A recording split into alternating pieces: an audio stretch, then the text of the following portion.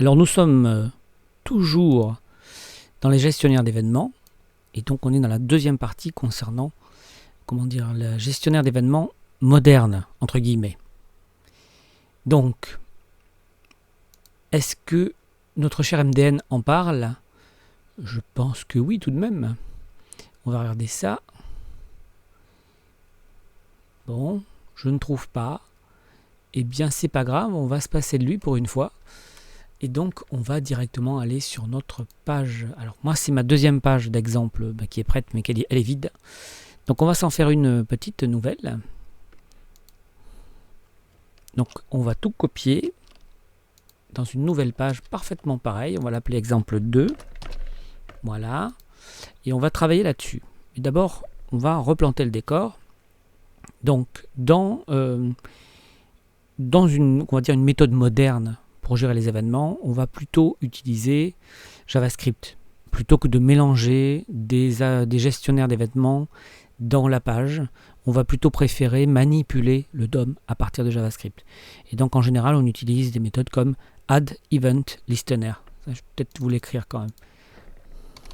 Donc c'est add, donc littéralement ajoute événement écouteur. Donc littéralement c'est ajoute un écouteur d'événement. Voilà. Donc c'est marqué dessous.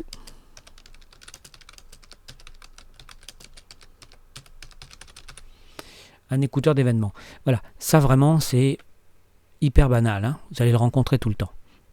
Donc cette méthode permet la gestion complète des événements en manipulant le DOM avec JavaScript. Voilà. C'est-à-dire qu'on cible des éléments du DOM et puis on leur applique des modifications, tout simplement. D'ailleurs, c'est ce qu'on va faire à l'instant. Donc, on va modifier nos petits exemples. Alors, ce coup-ci, moi, j'aimerais qu'on reprenne le carré. Donc, on va enregistrer, ça c'est notre exemple 2. Hein. Voilà, on va le rafraîchir. Donc, c'est toujours le carré tout à l'heure qui marche. Hein. Voilà. Mais j'aimerais rajouter un texte. Voilà. Quand on clique, ça déclenche aussi un texte. Donc, on ne va pas effacer ce qu'on a fait jusque-là. On va se mettre juste après. Et on va rajouter notre petite fonction. Hein, enfin, notre petit écouteur. Donc, on va procéder autrement. Alors, ce coup-ci, je vais mettre... On va partir de document, donc de la page. En ciblant cette page, on va lui ajouter un écouteur d'événement.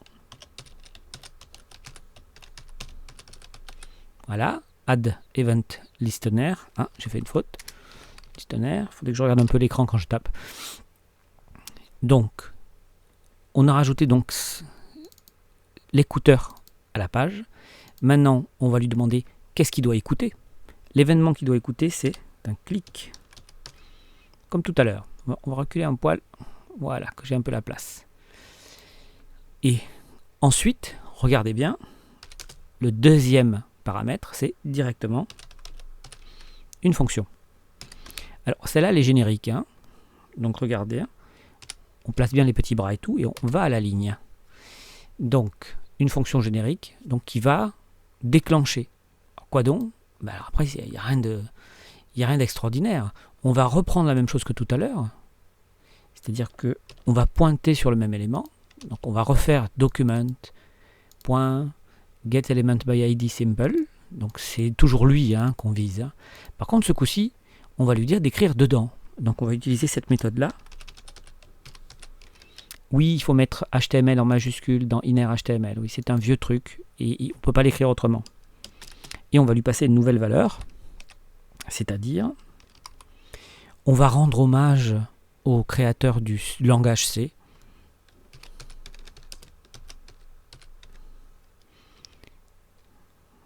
Voilà, on va faire un Hello World, tout simplement.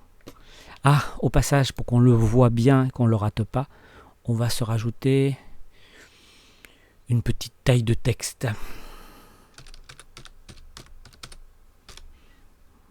On va être généreux. Voilà, 200 pixels. On devrait arriver à le voir, je pense.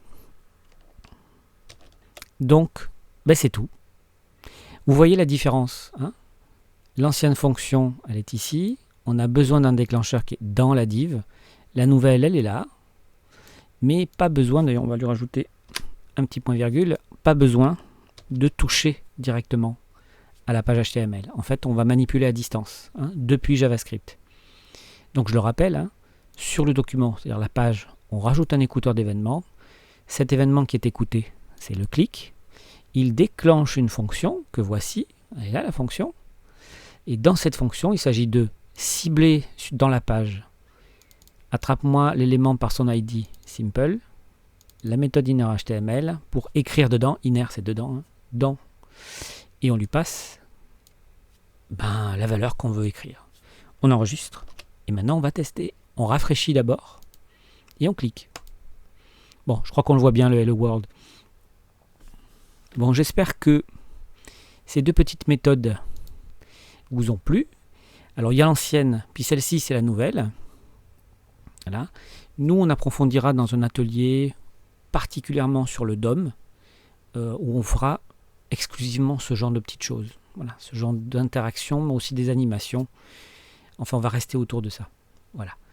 Donc, merci d'avoir suivi les bases de JavaScript en 5 points. Je vous dis bon courage pour les exercices et j'espère vous revoir dans l'atelier du DOM. À bientôt. Si vous avez aimé, mettez un pouce bleu, partagez, commentez, mais surtout abonnez-vous. Vous serez alerté des nouveautés et quand il y aura assez d'abonnés, il y aura des bonus.